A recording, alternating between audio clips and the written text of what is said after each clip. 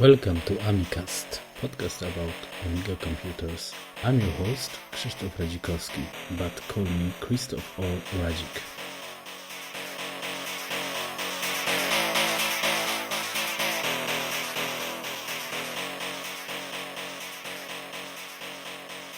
Welcome to episode of AMIcast. The number is 9 and my guest is from Poland, so it will be a special episode with Broken English podcast.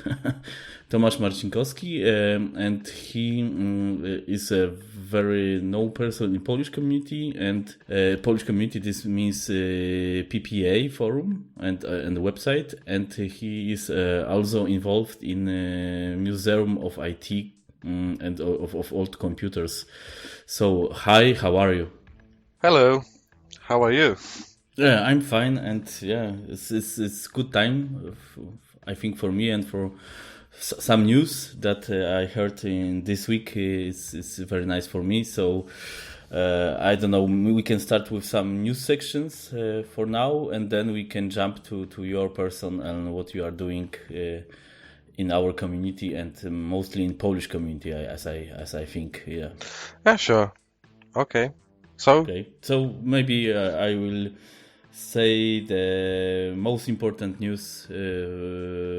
So this is everything about the source code of AmigaOS 3 and about source code of Odyssey. But we started with AmigaOS 3 because maybe you are more involved in let's say classic community. So the source are leaked, and the question, and they cannot be used official. But what do you think about this? If somebody can take a look in the source and put some improvements in some patches for classic OS, yeah.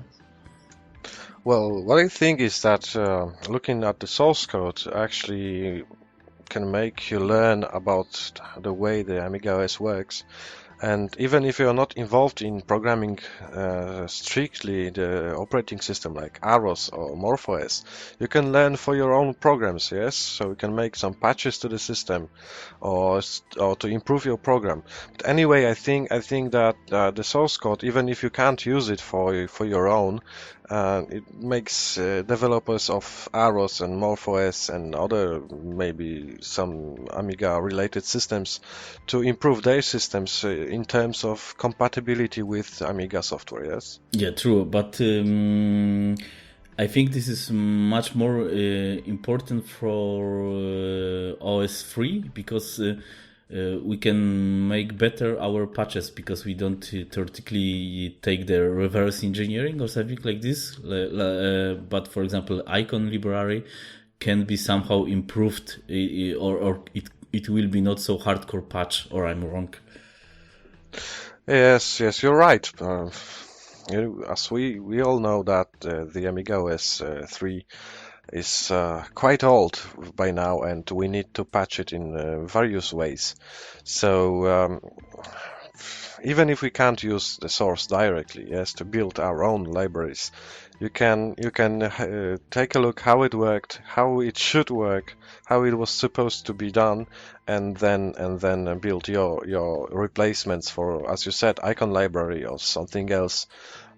And improve them in terms, especially for compatibility with the real AmigaOS. Yes. Yeah, true, and real hardware, because this is. So maybe before I jump to Odyssey, for example, and now we are started talking about the classic Amiga hardware. I think the one of the best news from 2015 is Vampire for Amiga 600, and this is quite fast, and in future will be implemented graphic card, so you are involved if this museum stuff and the classic computers. What do you think about this? Well, I think that Vampire is a great piece of hardware actually.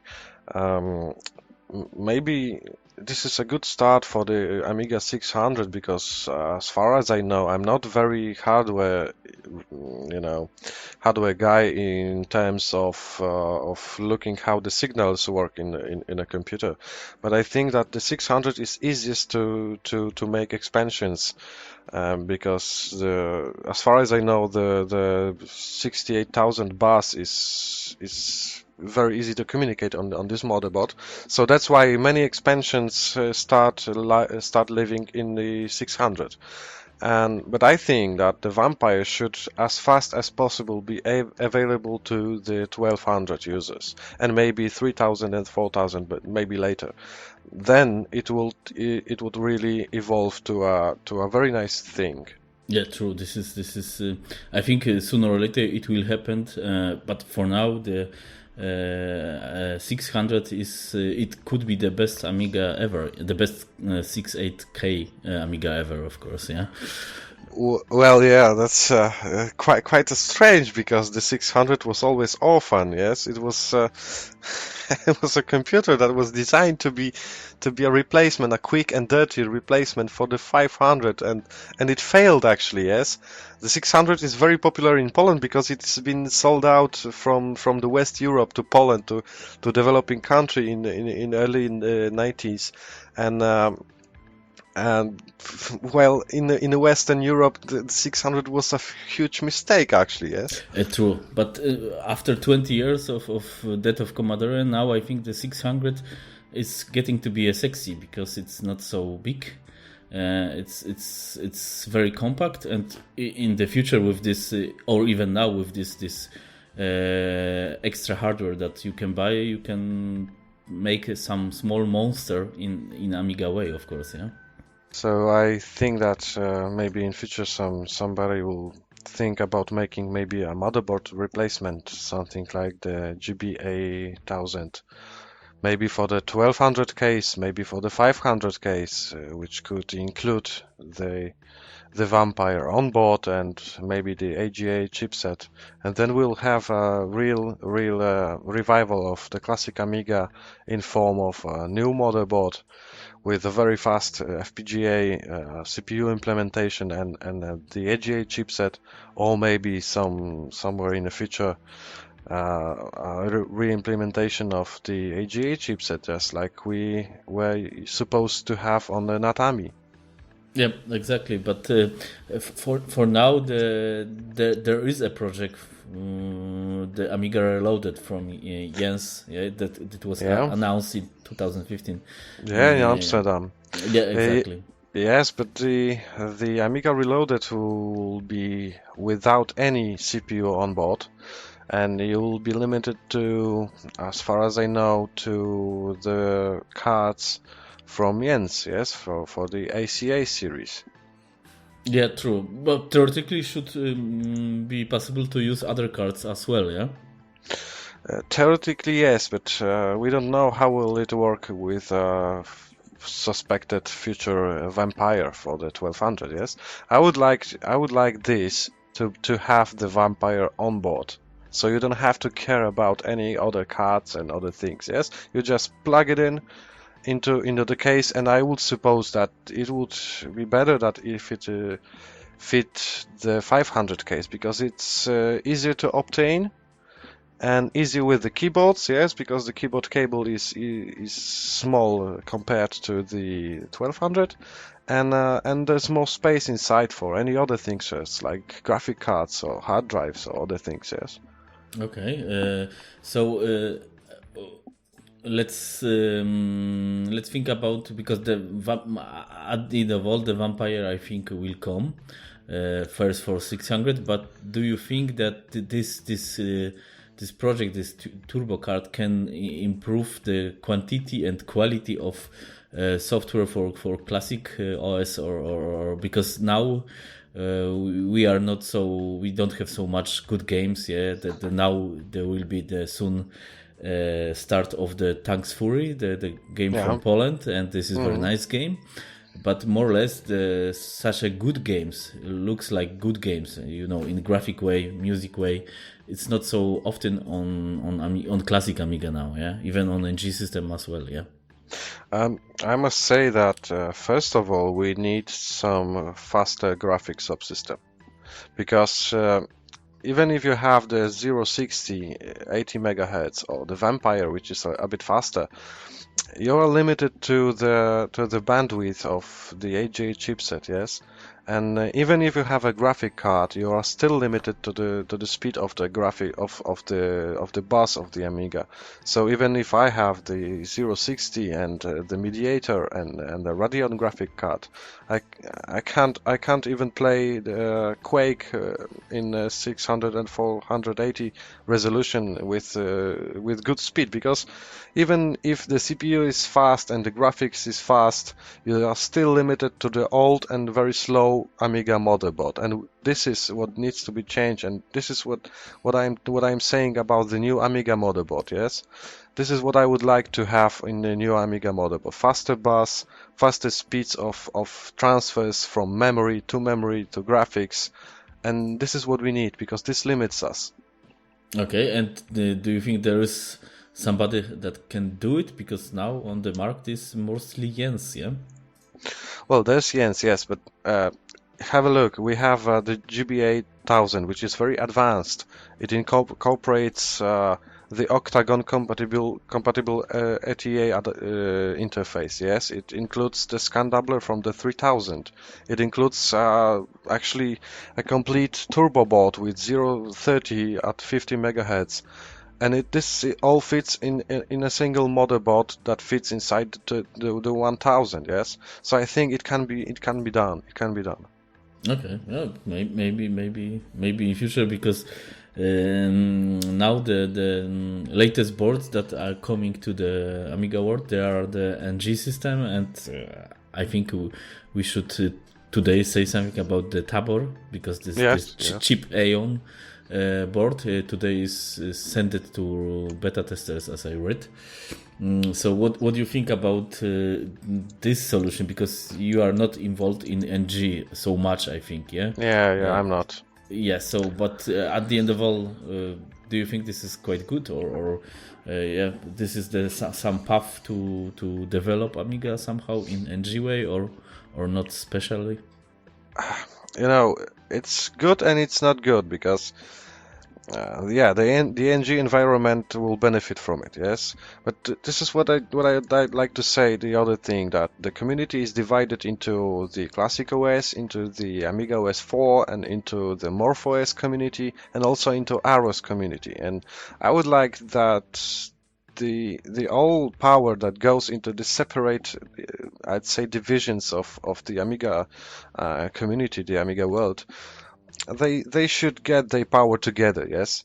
So we should start working everybody on one thing. And now this is all about, they have the NG community has two systems, mostly incompatible, yes. And somebody makes some software or hardware for the AmigaOS 4, and nobody else benefits from it, yes. Yeah. Now it's getting better because the MorphOS can support the new X5000. Yeah. But yeah. But anyway, these are two different operating systems, actually. Yes, they of course they have the roots in the AmigaOS 3, but they are mostly different. Even the Magic user interface is different on them, and it's not compatible in a straight way. Yes. Yeah, this is true, and this is. I hope the first sign of the collaboration work could be this Odyssey situation, because now the source are available in Aminet, and the Deadwood made a great work for AROS. So the Odyssey for AROS is most updated, and even funny things like special Google services like Blogger or Inbox or others, or Photos, are full working on this. Oh, that's nice.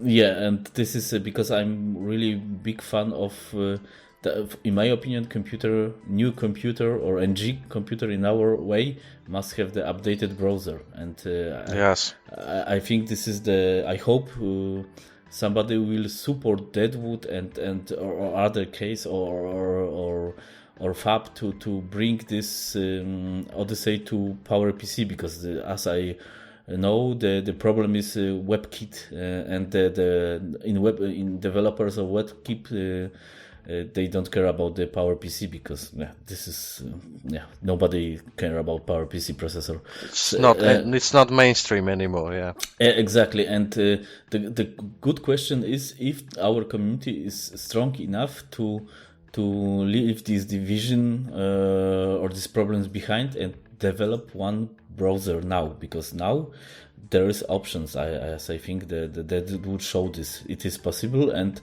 I think he want to support, as I read on this news from him, from announcement, that he want to support guys that bring the new browser or updated browser. And as you're not a fan of NG maybe, but you are a fan of a collaboration, what do you think about this? Should we collaborate more and do not be so divided? Well, yeah, there are two things I'd like to say. The first thing is what I said just before. Yes, that the community should start working together. No matter if they are MorphOS guys, AROS guys, AmigaOS 4 guys, or classic Amiga guys, they should start working together. Maybe Odyssey browser would be the first thing that they will do together. Yes. We need to have a strong community, not divided into small parts, because as you said, we may have not enough power to do this, but if we are together, if everybody, this guy programs on the classic, this guy programs on AROS, and this guy programs on MorphOS, if they together start developing Odyssey, everybody would benefit from it, yes, because we will have this browser on any Amiga system available. And no matter if somebody could say that you don't need this on Classic because the Classic is not powerful enough, but hey, we have the WinUAE emulator, which is very powerful on a modern PC, and you can run it. And let's say in the future we may have something like NatAmig, which we said before, yes, something like maybe even faster Vampire board or something like that, and then we'll end up with a very fast classic Amiga with no software to run. We should start thinking about getting the community together, not dividing them. And maybe the releasing of the AmigaOS source code, if guys who hold the copyrights would think about it, they would release the sources, and I think that releasing the sources on an open source way would improve the Amiga community very, very much, because this would help crossing these operating systems together into one compatible, maybe not one operating system, yes, but improving the compatibility between them. We can still have the classic OS, the AROS, the MorphOS, and the AmigaOS 4, but if they are compatible between each other, you just write one program on the AmigaOS 4 and then just recompile it for the classic or for the AROS, yes? This is very easy. And even then, if somebody makes the Odyssey for the OS 4 only, you will be able to recompile it easily for the classic, yes? So this is the key. This is the key, I think, to a stronger and better Amiga community and much better software support for any Amiga. Okay, so I think you have the right, and I hope it will work, especially now, for example, with this Odyssey story. And we will see. And I forgot what I want to say. Yeah, I think it's a dream, but maybe one day it will come true.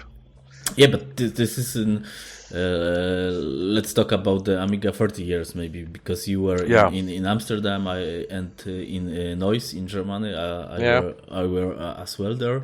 So my impression was mostly that nobody thinks in our world about the future. Everybody thinks about the nostalgic way or something like this. And the two parties were perfect. But what do you think about this? Because, for example, RJ Mikal said that this is possible to bring Amiga back. somehow. Yes. You know, the nostalgia is one of the most powerful things that drive people to do things. Yes, as you can see from the success of Kung Fury movie, the nostalgia is, as I said, one of the most strongest things that drive us to push things. Yes. So and this is why the classic should be still alive and supported, and the real Amiga really needs again, I will repeat, it really needs a new machine. Yes, new real machine. No emulation, nothing like that. A new machine with a FPGA implemented processor, because as we know, the 060 is not powerful enough anymore, and even if it's very expensive. So if we had new classic hardware and enough software support, and this is what I said, we need to be cross-compatible between operating systems, then we'll have the real classic revival. And on the fame of these events you mentioned, of the Amsterdam, and I think mostly the noise, which was, I think, a bigger party, yes, a bit bigger party. Then, as RJ said, we may have real wave of comeback of the Amiga. Of course, this will not be a commercial success in terms of bringing the computer back to homes as a competitor to modern computers. Okay, so I think that mostly our wishes are here showed. So let's maybe jump to you more. And before we jump to your working community, let's start with your first days with computers, and if this was Amiga or not, and your story. Yeah. Oh, my story is, I remember this was 1994, 1995. I was 10 then. My father worked in Germany, as many people from Poland in the early 90s. And one day he brought a computer he bought somewhere on a market, on a flea market. Yes, it was a Alphatronic PC. It was a Z80 powered Microsoft Basic machine, actually, with the support for CPM. There was actually nothing to do with this computer, but it was my first contact with computers at that time. And then in 1997, I was given my first Amiga, and it was the 1200. And then first I played some games, but then I started reading the magazines that I had with it. It was a stack of Amiga magazines from the early 90s, and I started being much into programs, into Workbench, into ProTracker, and other things. And then I found out that I better play with programs than with games. And then I started playing with hardware, with repairs, with converting the 1200 to a tower case, with turbo boards and other things, and that's basically how it is right now. Of course, with the time passing by, I moved to a PC, and then to a Mac, and then to a PC again, and many other things. I finished schools. I started working as an IT specialist in a hardware section, servicing, and then the Amiga memories came back when some guy from a local TV station just told me that they have some Amigas in the attic, and he gave these Amigas for free to me, and then all the memories came back, and I started being in the Amiga community again. And from party to party, I reason into a guy who knows many things about the Amigas. I don't know how and why, because there are many people who know more than me.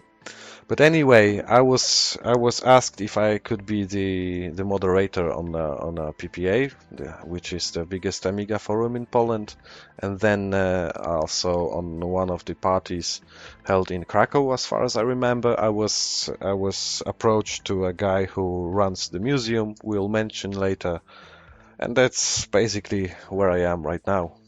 Okay, so So before we jump to the Polish community, because I don't know in the world the people know that the Polish community is very powerful in Amiga.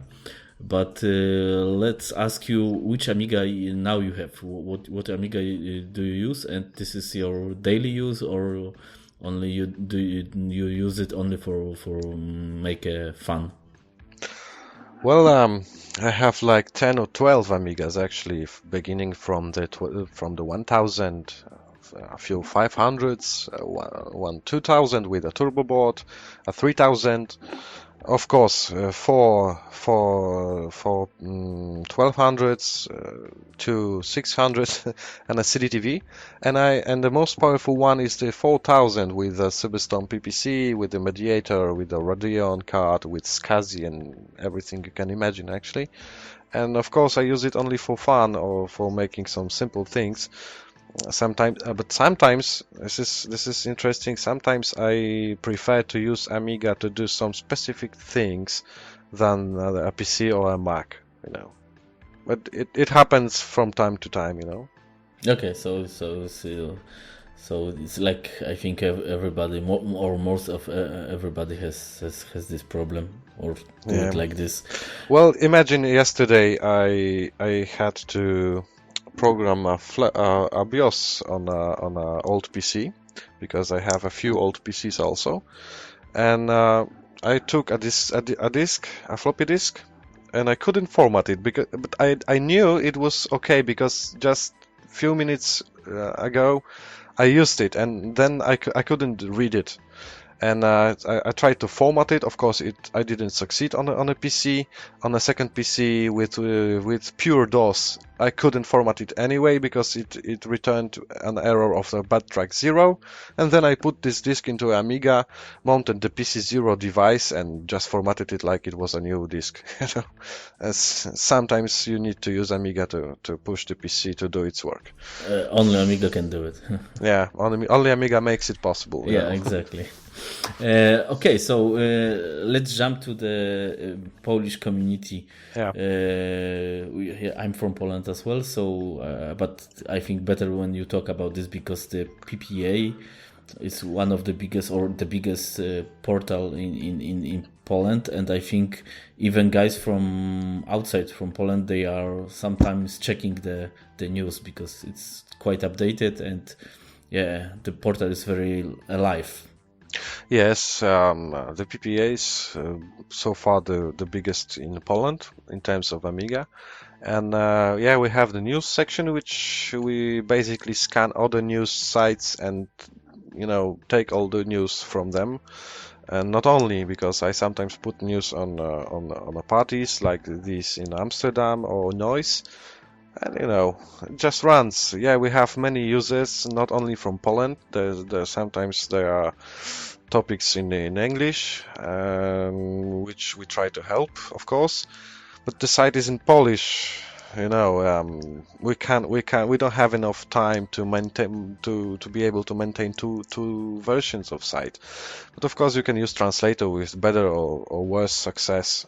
Or just ask on the forum, and when somebody comes from abroad, we always try to help twice to find things they ask. Okay, and because not everybody knows how such a big website is working, so can you tell how many guys are working there? Because I think this is not full-time job, of course. This is only of course. Hobby. This is, you know, just a hobby. We have no money from this. Of course, we have some budget from advertisements, but all this money goes for maintaining the site. And sometimes, when you have some spare money from this, because we try to be on plus.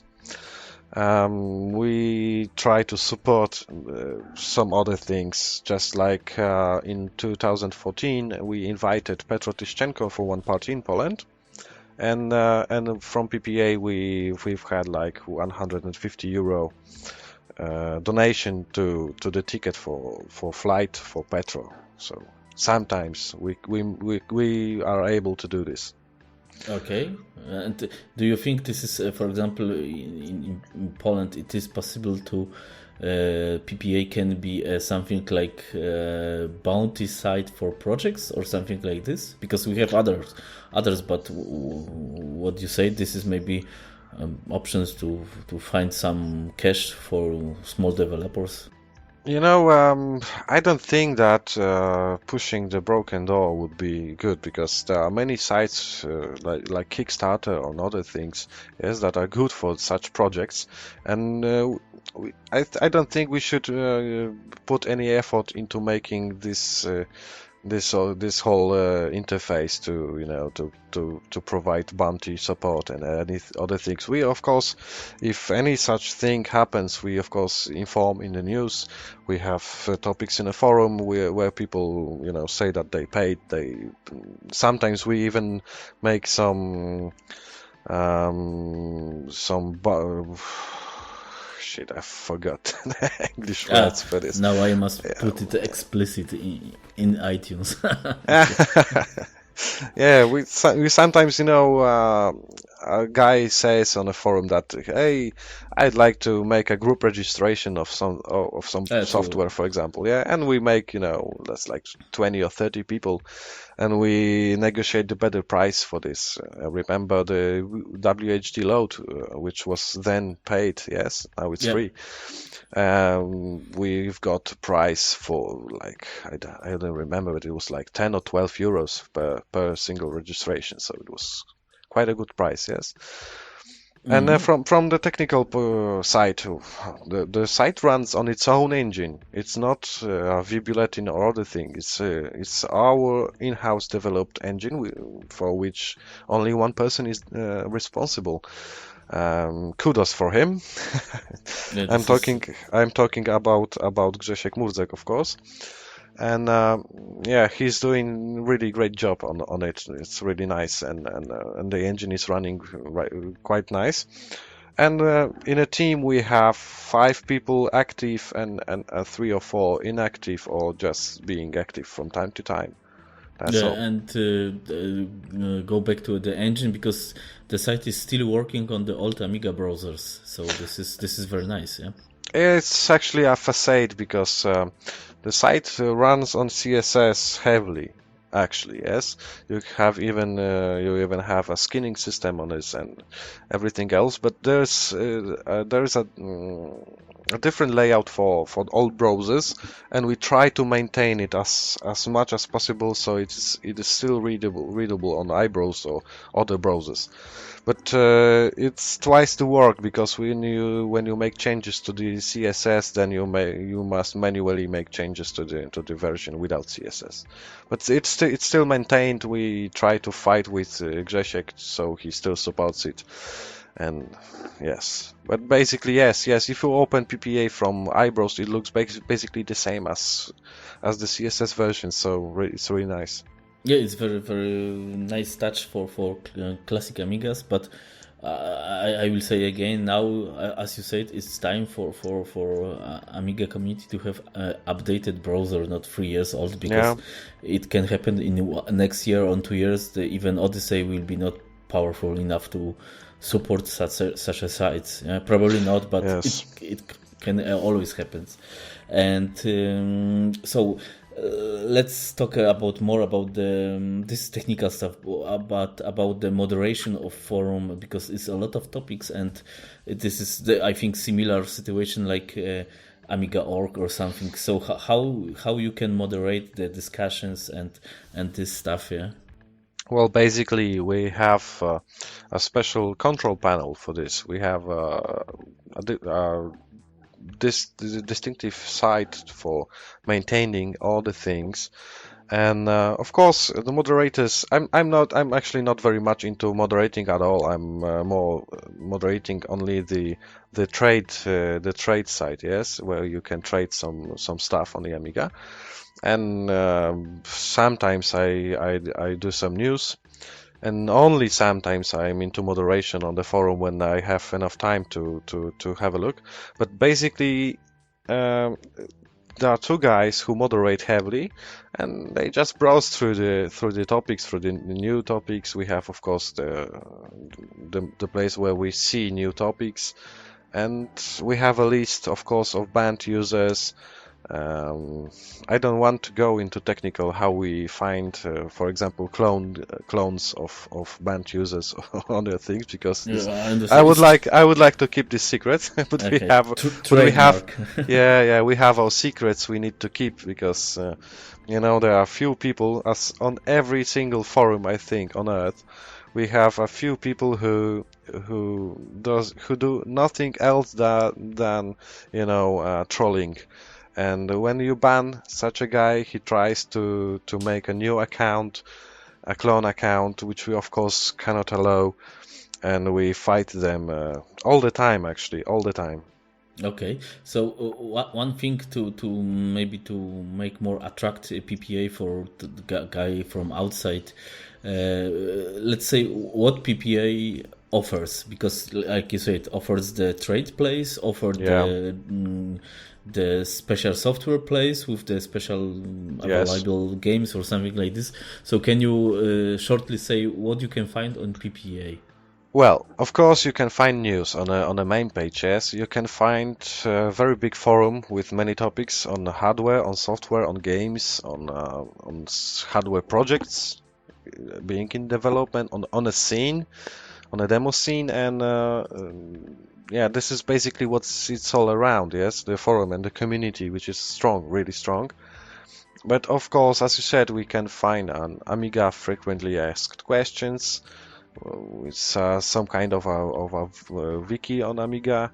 We have the trade place, we have the hardware place, where there are some overviews of the hardware, and we have, of course, the same thing for programs, and we have the games section, in which we have some special things, some games otherwise not available, which we have granted permission to put on a PPA, and you can download them. Mostly these are Polish games, but not only. Yes, so this is nice. And we have a graffiti section where we can put images, pictures, photos, everything you can imagine, Amiga related, of course. Yes. Okay. And do you think this is maybe like this is one French site, Obligement, yeah? This I heard. Yeah, Obligement, yeah. Obligement, yeah.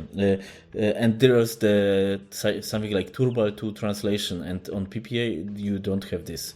Maybe this is a good way to add something like this, yeah? We've had it one time, but I don't remember why it was put away, But you can always go with a Google Translator, of course, and it works basically the same. Or with a Google Chrome, yes. In a Google Chrome, you can translate the site on fly in a browser itself, so it's not a problem. But the problem is actually the effectiveness of the translation, because translating Polish language is we sometimes don't understand ourselves. So exactly, that's why we speak now English. Yeah. Okay, so this is one part of your work, but before we jump to another part, the museum, it's very interesting too. But let's say something about Polish community, because in my opinion and what I saw, the biggest community in Amiga world is in Germany. Yeah? There's a lot of guys and a lot of Amigas. Well, Germany had the most Amigas sold in 90s, so it's not a surprise that they are very strong right now, yeah? But I think the second community or third community, maybe after UK, it's Poland. Yes, it's Poland, and then Finland somewhere, yeah, in between. Yeah, but Poland, I think, is the second or the third one in Europe. Yes, it's very strong. There are many users. The Amiga was strong till the end of 90s, of course, because of geopolitical issues. Yes, when you are outside the Iron Curtain had the Amigas in the mid 80s, we couldn't even think about them. Yeah. Exactly. And then when in the West the Amigas started fading away, we were just able to get them. It was in 1993 or 1994 where there were first people actually in Poland that could afford the Amigas. So the Amiga was strong till the end of the 90s. And you know what I was told just a few weeks ago, that the Amigas, the last Amigas in the Polish TV, in the local Polish TVP, yes, the national television, but in the local divisions, were used up till 2010. Wow, that's impressive. Yeah. So that's, the Amiga was strong for many years here. Yeah. So, but now community is I think like in every world mostly the classic Amiga, of course. But then I think the most powerful is MorphOS. Yeah. And the rest MorphOS, is not so popular. Yeah. Yes, we have people from the MorphOS team from Poland. Yes, I think 2 or 3 people in the MorphOS team are from Poland, or even more. or even more. Yeah, I know of 2 people. Yes, Jacek Piszczek and the other guy. Yeah, Stefkos. Yeah, and Krashan, for example. And Krashan. Yeah, there are 3 people. Yes, I forgot about Krashan. Yes, of course. And this is the most famous guy from Amiga community, I think, in the world. Yeah, the author of the DigiBooster 3, yes, which is exactly, for example, yeah. That's it. The MorphOS is quite strong too. Yeah. Okay, so more or less, I think if somebody wants to visit PPA and try to use translator, he can take a look, and he can the people they can take a look how on the old browser how to make a good skin for the old browser, something like this. Yes. This is very very nice in PPA, and it's a lot of work, but it looks very good. Yeah, and this is very good at the end of all. Okay, so now let's talk about the museum, because but maybe for the last word about the PPA, you don't worry to come here. You can use the translator as you said, and when you have any questions on the forum, we can of course ask it in English. We try to help. There are many people who speak English very well, so we'll always try to help. Yeah, and one thing to PPA again, because that we have now New Year, so there. If PPA wants to make some parties or something like this in Poland, or it will be involved in some, because in Poland, for example, you have the Pixel Heaven. This is quite known, but this is not PPA party. My question is, it will be more from PPA side, something new come from everybody in the world to visit our great country. Yes, on a PPA you also have a special box with parties in Poland and outside Poland. You can watch what's going on in the terms of parties. Yes, so this is the other reason to visit PPA. So you know what happens in the demo scene or the retro party scene. Okay, so museum. Let's talk about this, because it's not so common to build museum for computers. Well, there are few museums in the world, but not many of them allow you to really play with the hardware. Yes, in many of these museums, the hardware is on the shelves or behind the glass, or just shown. And you can't touch it or you can't play on it. And while we in a museum allow people to play on a real hardware, which is real, with real monitors, real joysticks, real games, everything is real and you can touch it. So that's the basic difference between us and other things. But you cannot take it to home. Right? Yeah, you cannot take it to home, but you can bring some if you have. Okay, so but how it started, and from the beginning, from the idea, and then how you find the money for this, because I think it must cost something, yeah. Well, it all started in, as far as I remember, in 2011. A group of guys who were running a computer shop. They just, they were of course the retro geeks, yes, and people started bringing some old stuff to them. just because they were retro geeks. One computer, second computer, third one, fourth one, and then they started to make some small exhibition in the shop, so people could have a look how it looked. And it started to evolve. Yes, more old having old hardware on display in a shop makes people bring you another hardware. Yes, and this is how it started to grow, and then there was a need to change the location because there were more old hardware than a new one. So the shop was already, the shop was not the making money or something like this, huh? yeah, no, the shop wasn't so important that like the old hardware. It evolved to this thing that the old hardware was all running around. And then city of Katowice, which is the host of the museum, started to support us because they found that this could be a very nice place to visit, yes, for tourists, for example. So we have first we were given a location in a peripheral location of Katowice. Then we had to move into the center of the town to a small location where we have office and some small exhibition. And now we are trying to get into a huge building in the center of Katowice where we are promised to have many square meters of place and where we can stay forever, as we were told. So in this situation, this will happen, there are possibilities to make, for example, something like parties, but maybe not demo sim parties because they are mostly aggressive. But the parties for I don't know, the Galaga Space Invaders party. You know what I mean, yeah? Well, we've actually made some events even outside the museum, yes, on the city streets, or on some square in the city. We've in last year we've made the 30th anniversary of Super Mario Brothers, yeah, and some of our staff has dressed up like Mario and run around the city. And the new location inside this location, because it's center of culture. So we have some pub in here, and we make some small parties with this club, Amiga related, for example, or other platforms or other events related. And yes, there are many possibilities now in this new location.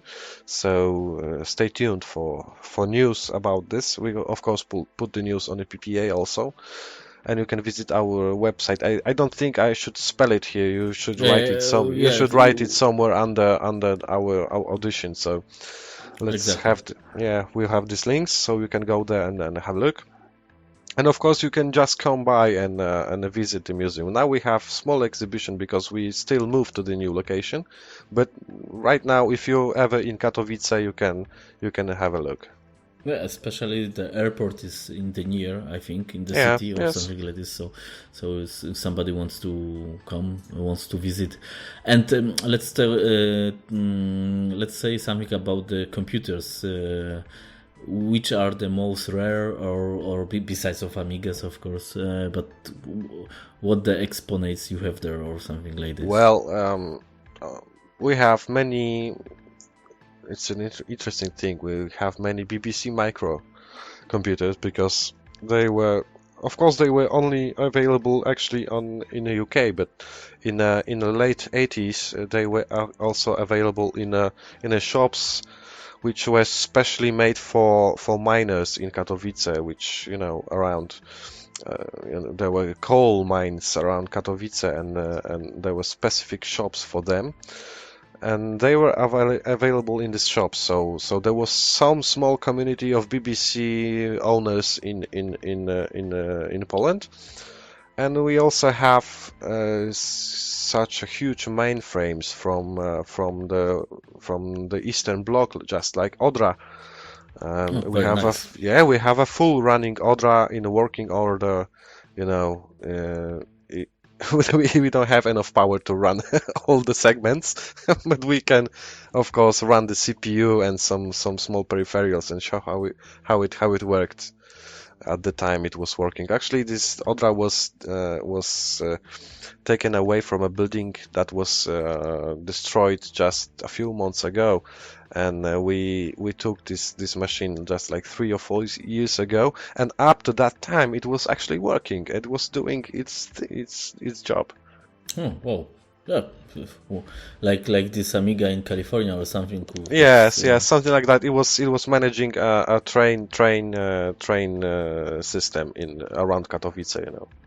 Wow, impressive. Yeah, it was, yes, up to the last day it was working.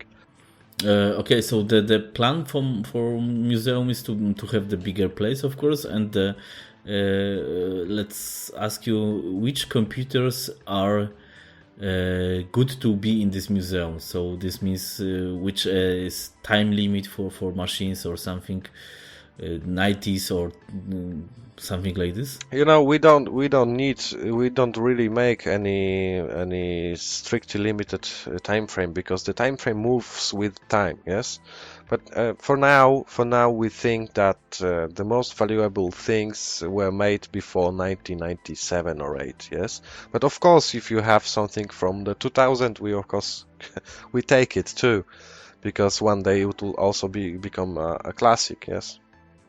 So other things like iPods, for example, first iPod, it's already classic. So something like the small devices you are. We have some handhelds from 80s, 90s. Yes, some small things too. As for example, the Apple eMate. I don't know if you know what is this device. It was a Newton powered small notebook, or Okay. something like that. So also such things, yes. And other stuff like radios or television stuff or something like this. You know, only computers. Actually, we are profiled on computers, but if somebody wants to give away such things like old TV sets, especially in working order, we of course need these TV sets, because we need to hook them up into consoles or computers. Yes, so they are welcome. Okay, and how it's hard to manage this museum stuff and the money? The government supported this or? Well, it's not government supported. It's supported as much as possible from the local government, from the city of Katowice, in terms of in terms of help with promotion and other things. But basically, we need to make money for ourselves, and now when we are moving, it's very hard because we don't have any big exhibition. Only the small one, so we are, hanging in a empty space for now. But anyway, we manage somehow to find the fundings for what we have to pay. Okay.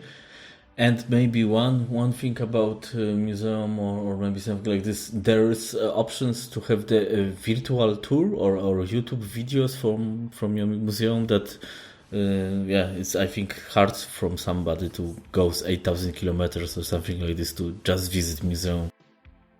No, right now, as I said, because of changes with locals and other things, we don't have any virtual possibilities to show you how it looks. Of course, there are some pictures on a website, so you can come across and have a look. But this is not our priority right now. We now need to adapt some space in a new location to find some money and time, of course, because we all are volunteers in a museum, so we have to work in other ways and earn money, and that's well, coming back to the fundings of museum, we've just started our bank account for donations. So you can also donate to the museum. Of course, any amount of cash is welcome. And we'll basically trying to stay afloat, and when we are done with moving to new location, I think we'll start to grow then. Okay. And one thing, the team of the guys, it's big. How many guys they are involved in this, or? Well, there are basically, I think, about 10 people who are very involved. Yes, so each event they are involved, and there are some other people who help from time to time. As I said, we all have to work somewhere else, so the museum doesn't give us any money at all right now because we don't have the money. But we hope one day we could all be employed in the museum. Very nice. Yes. And from the hardware point of view, because for example in Amiga, Word is very nice to refresh the motherboard, with this it's called this electronics small thing. Capacitors, yes. Capacitors. You mean changing capacitors? Yes. So who is doing this in museum or this reactivation of the old hardware, because probably you can get the old computer is completely dead. Yeah, sometimes. Well, yeah, we have some dead machines. There are 3 or 4 people who are more or less involved in this. I'm the Amiga guy, so all the Amigas in the museum are under my jurisdiction. And there are some people with strictly electronic degree, yes, so they repair monitors, repair some, generic things like printers, other things, and there are some people Commodore related, Atari related, and other things. So everybody has something to do. Okay, but at the end of all, the museum is not service as well for guys outside if somebody wants to repair something. Well, not now, but we are planning to be such a service. And what else? We are planning to try to systematize the market of old computers in order to provide good schemes for pricing, for for what you can repair in order to still call your computer a real classic and not a destroyed one. Yes, you know what I mean? When you change many things on a computer, it's like with an old car. Yes, if you put a new engine in an old car, you just destroy the classic. Yes, so we are starting to think about it, how to make some list of things and some guideline for guys who want to repair or restore their computers or just upgrade their computers. Yes. So to have some grades of classicity, yes, of the computers. Okay, and one maybe thing, because years ago I was working a lot with Scala on Amiga. I think you know Scala yes, very well. Of course. And my question is if this is now or if it will be in the future that, for example, the let's say infotainment system of museum when guests come into will be on the Amiga, so you can take a look, select something, or you know what I mean. So like in a small to a small extent we already do this actually. So not on the Amiga right now because I'm living too far away from the museum, so I'm only sometimes there. But we have a bunch of iMacs from schools. One day they were given to the schools. This colorful iMacs. Yeah, the colorful the G3 iMacs. I personally took like 20 of them from different schools. and we run some presentations on them and so on, you know. So that's basically how we do it right now on a vintage hardware. But yes, of course we could make something on the Amiga when we have more time, more money, and other things, so I can take care of this, because basically now I don't have enough time to think about such things, you know. Okay, so base it on this on your experience in PPA museum and something like this, and fascination of classic Amiga. Do you think there is some small commercial market for new games or new software, but in Amiga way? So it will be not mainstream, of course, but if this is possible to, like the guys that did the Tanks Fury, they can have the money for the beer or something like this, because it's nice to have extra beer in life. Look, this is what I said before. If we have some uniform platform for making programs and games, you could make one game for all Amiga systems and for emulation. And of course, if somebody thinks extensively, he could make this game also free, you know, easily available, for example, for the mobile platforms. Yes. So we can make some revenue from, for example, the App Store or the Google Play, and also make this game available on Amiga. If you think smart, you can do this. Yes, you can do the game, which is, for example, targeted for the iPhone. But if you think a little, you will easily port this game to the Amiga. You know what I mean. Make one game which will run on a wide variety of hardware. Yes. This needs what I said before, the uniformity of the platform and smart thinking of programmer. Okay. And then of course maybe you don't have a big revenue from the Amiga community, but it's a promotional thing for you, yes?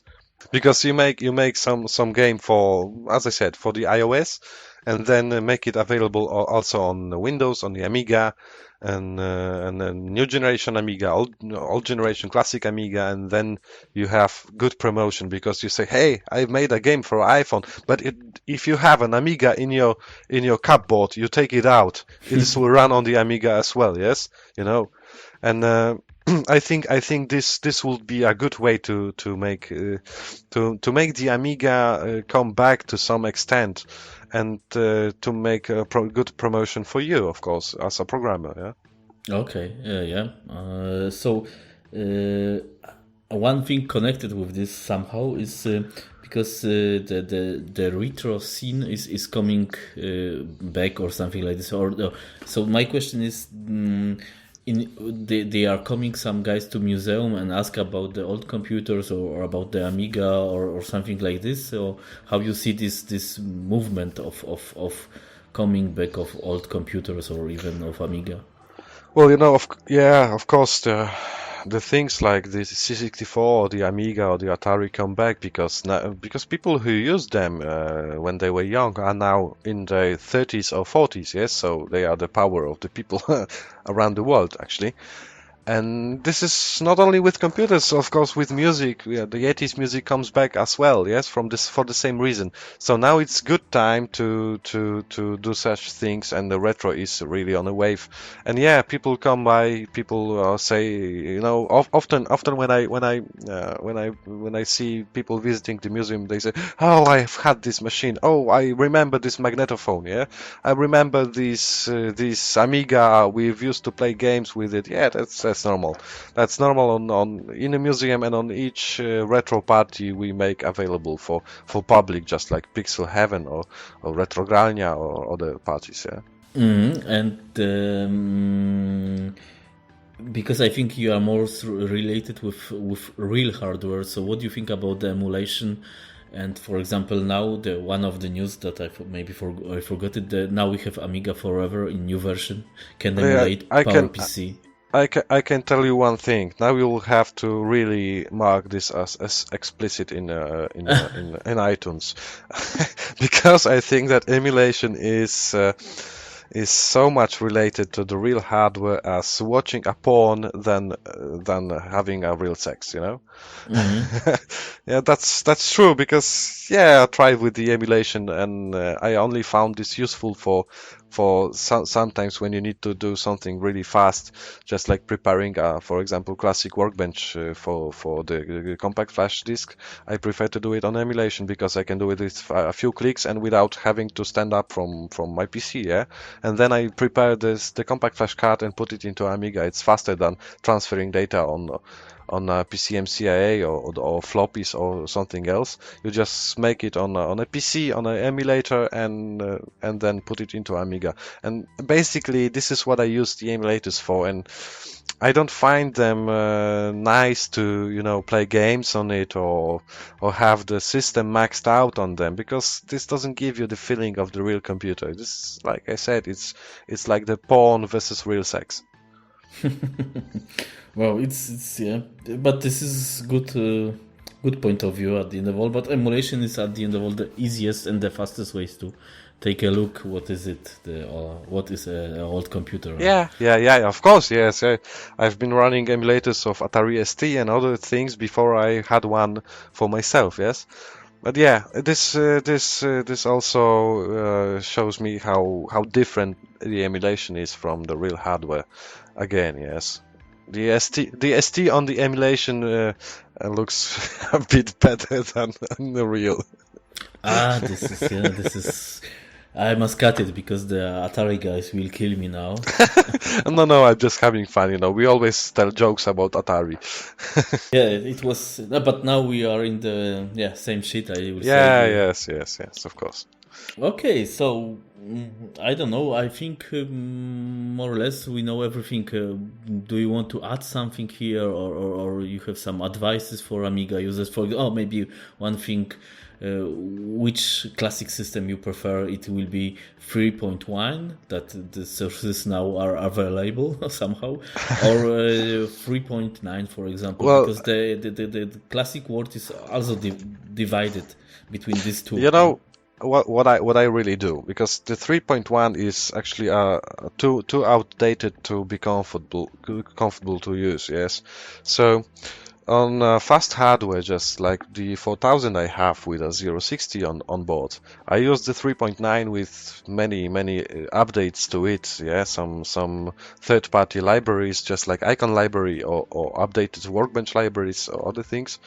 But on, for example, the 1200 with ACA 1221 card or the 060 card, 030 card, I make some hybrid of the 3.1 and 3.9. There is a patch for the Workbench library that can work even on a 3.0 ROM. So you have the Workbench from the 3.9 with all the updates, yes, with the support for the new icon library, for example. So you have the glow icons, the new icons, and you have the updated menus of Workbench, all these Windows requesters and other things that are improved in Workbench 3.9, while this is still running on the 3.1 or the 3.0 machine, and it's much faster and less memory hungry than a 3.9 itself. So such a hybrid with a few files from the 3.9 or updates to it, and it's all running on the 3.1. Okay, and in your opinion, which OS is more stable? Because when you said your 3.9 is with a lot of patches, patches are not always stable, yeah? Yeah, you need to be very careful and wise when making your system. The installation I have on my 4000 is now like 7 or 8 years old. So I remember this was the system I built from scratch when I first got the mediator for the 1200, and it was like 7 or 8 years ago, and this is still the same system. So building a system from scratch on the Amiga is really pain in the ass. So I prefer to stay with my system I have for years, and I know what's in it. Yes. Well, of course. And do you use directory opus or you prefer pure Workbench? I'm the FileMaster guy. Okay, so this is FileMaster is very great program at the end. FileMaster famous one. FileMaster 3.0 is very nice, but it's a shame that nobody well, there was one guy who tried to update it a bit, and it works very good. It got rid of many annoying bugs which were present in the versions that Tony Villen has abandoned. And I still use it, yes, and it's quite usable, but sometimes it's still unstable, so you also have to be careful, and you need to know what to do with this program. But otherwise, it's very nice. I don't like the way the directory opus shows, for example, the device list, because the device list on the left isn't updated to what you really have in the system. Yes, you know You this. talk about 4 or about 5? I'm talking about the directory opus 4. Okay. Yeah, you have the list of the drives in left bottom corner, and it's not dynamic. Yes, and this is what annoys me very much, and this is what I like in the file master, that it has the volumes button, and in the lister it shows you all the volumes. I know that the directory opus also has such a feature, but it's not as easy accessible in the directory opus like in the file master, so I still prefer file master. Okay, fine. I think we are quite okay with this interview, and we can start to finish. What do you think? Yeah, I think that the last thing I would like to say, that if you got your A1200 or A600, especially the A600, somewhere in the attic, and you remember that you have it, or you have already reminded that you have it and you've got it out, you need to be aware that you need to change the capacitors. In each and single Amiga 600 and 1200, the capacitors have now just started to leak. And when they leak, they pour the acids on a motherboard, and it can simply eat your motherboard. So what about the big Amigas? I have 2000, for example, Amiga. Well, the 2000 and the 3000 is quite immune to the capacitors, because there are different types of capacitors.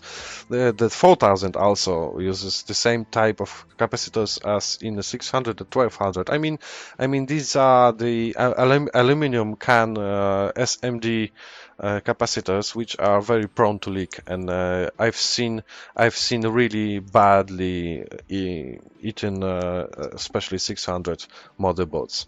And the other thing with the 4000 especially, and the 500 plus, and maybe the 2000, well, the 3000 as well.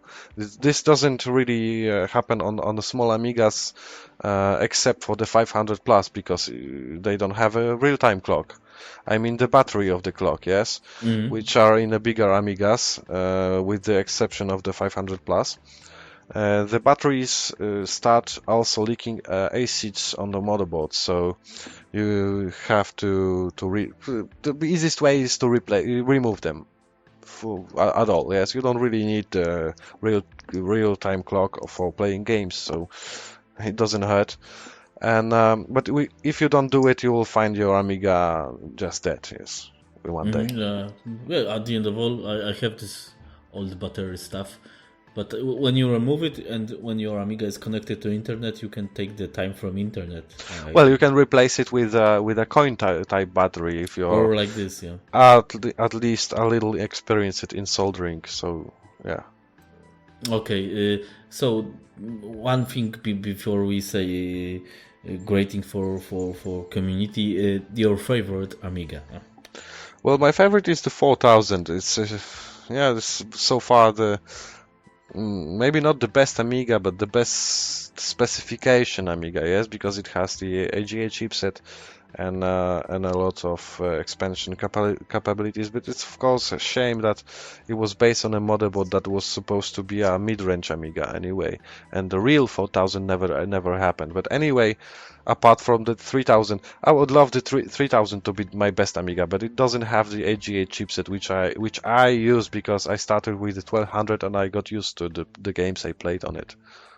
Okay, so 4000. In my situation, 4000. 2000.